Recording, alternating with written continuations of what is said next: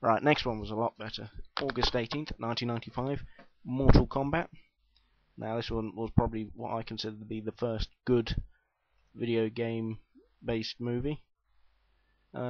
Say it's stuck pretty close to the story. I mean, the game itself was based on Enter the Dragon, so this technically turned out to be a sort of big magical remake of Enter the Dragon. I mean, we'll get onto the sequel in a bit, but Paul Anderson, I mean, he would later take on Resident Evil, as we know, but he actually did this pretty well. I mean, there was a few changes, but the few changes he made were sort of tying the Mortal Kombat 2 story, so it weren't too bad. I mean, yeah, the casting was pretty good. Robin Shaw played Liu Kang, Lyndon Ashby, Johnny Cage. I mean, Christopher Lambert as Raiden. Yeah, he was pretty cool in it.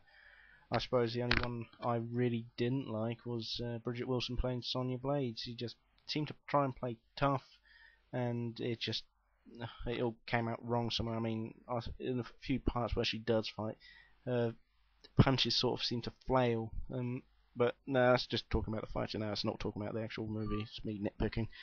I mean, it's yeah, Mortal Kombat received slightly above average reviews, most notably a thumbs up from Gene Siskel. Yeah, first major success for a video game movie adaptation.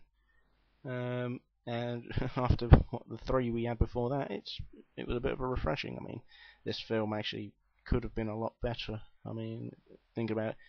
I mean, Lyndon Ashby played Johnny Cage. Long rumored Brandon Lee would do it, but Brandon Lee, as we all know, went and done The Crow. So Cameron Diaz was originally going to play Sonya Blade. Now that could have been quite interesting. I think she probably could have pulled off the role, but broke a wrist during production, replaced by Bridget Wilson. So Bridget Wilson was not the first choice exactly.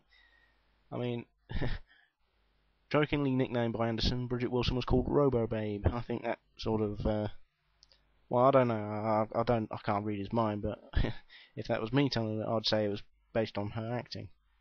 So it had had a Bond girl playing a main character in there, so you know, looks weren't too far away. Soundtrack was pretty good. Got one of the really cool theme tunes. That's really assimilated with a video game. I mean, here we go. Jean-Claude Van Damme, which turned down Johnny Cage, gone to play Goyle in the less successful Street Fighter. So you know, that's a kick in the nuts for him. The following film, November 21st, 1997. So we'd have over a 2-year break before we get another one. Mortal Kombat Annihilation, the sequel to Mortal Kombat. It was mostly an adaptation of Mortal Kombat 3, although once again it tied in bits of Mortal Kombat 2 because they just decided to skip that one completely near enough. I think they should have gone for it. It probably turned out to be a better story. Would have had less characters to deal with as well. And that's where the most problem is for me. It started off pretty cool with the invasion of Earth from Outrealm. I mean, it goes by the story. Johnny Cage gets killed within the first minute. Sorry if you've not watched it yet. But in the end, it's almost like, oh, we've got to get in the next character. Who's going to appear next? And it is sort of like, you can imagine someone who's been playing Mortal Kombat, got beaten in their first fight, and then had to put in a coin, start up with the next fighter. I mean, it's practically the character development is the same as the other one. Liu Kang has to overcome his fear, and I mean, Jax replaces Johnny Cage role and has to overcome his arrogance, and Sonya has to overcome trusting people. So you know, only 2 cast members return: Robin Shaw and Talisa Soto. I think out of all the castings here, the recastings that is, I don't know. James Remar played Raiden. We all know James Remar as in Dexter, as playing Dexter Morgan's father now. Sandra Hess wasn't such a bad recast.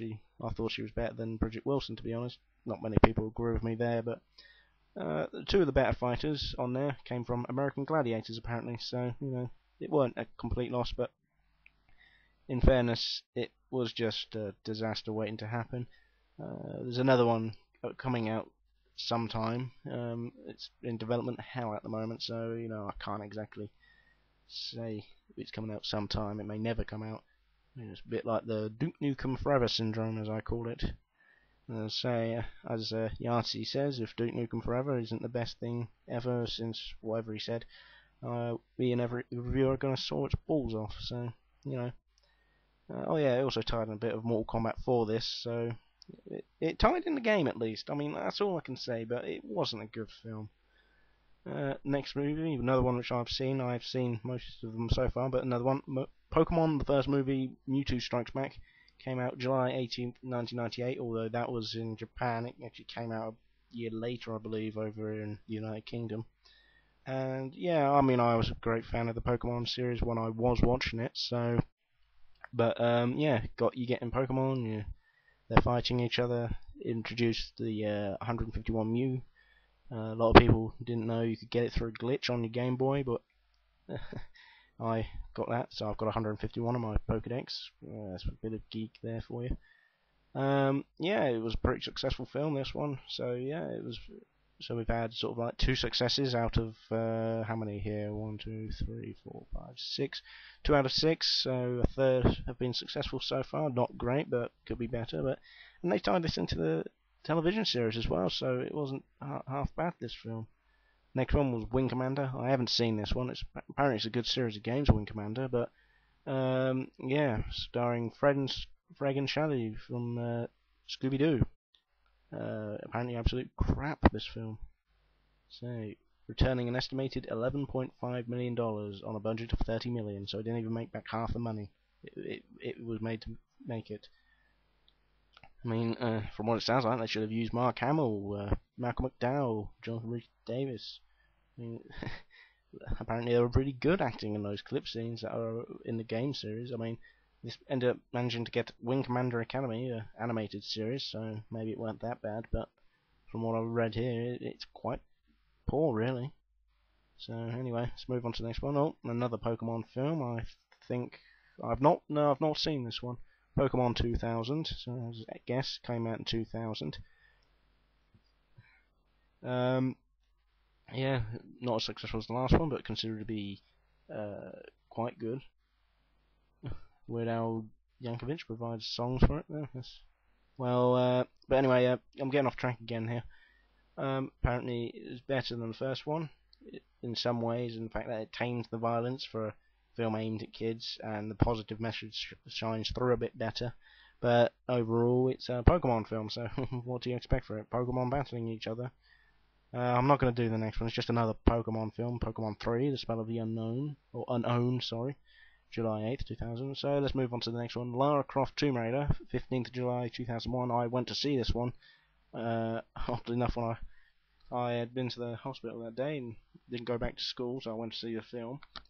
But anyway, Angelina Jolie is Lara Croft, so we had an American playing a Brit, but she did a very reasonable accent. I actually liked this film, to be honest. I preferred it to the second one, which was meant to be better. But yeah, I mean, I don't know really how it was meant to tie in. Was it meant to redo the first game, or was it meant to be starting completely different, or was it meant to be a further down the line after the first few adventures? But this tied in quite a few things. I mean, she didn't wear the shorts for very long in the film. I mean, she got out of those pretty quick. I remember her going on record one time saying, "I will do it as long as I don't have to wear the shorts." So she didn't want to wear the costume of the character. But not only did this really get a lot from the game, but it actually added to the game, such as, I mean, she stopped wearing the shorts after this in the game as well. So it was quite a successful film, second best debut ever and the 4th highest overall debut of 2001. And say, it also beat the previous record opening for a film featuring a female protagonist, previous being Charlie's Angels, and the most successful video game adaptation to date. So there you go, it was pretty good considering to the people, although a lot of people criticised it for its non-coherent plot and how basically, I mean, to be honest, when you've seen Indiana Jones, you've seen the best one, and I'm not going to say it because I like the 4th one. Not a lot of people did, but now I'm not talking about video game movies, I'm going off plot again. Pokemon Forever, so that'll be I'm not going to do another Pokemon film.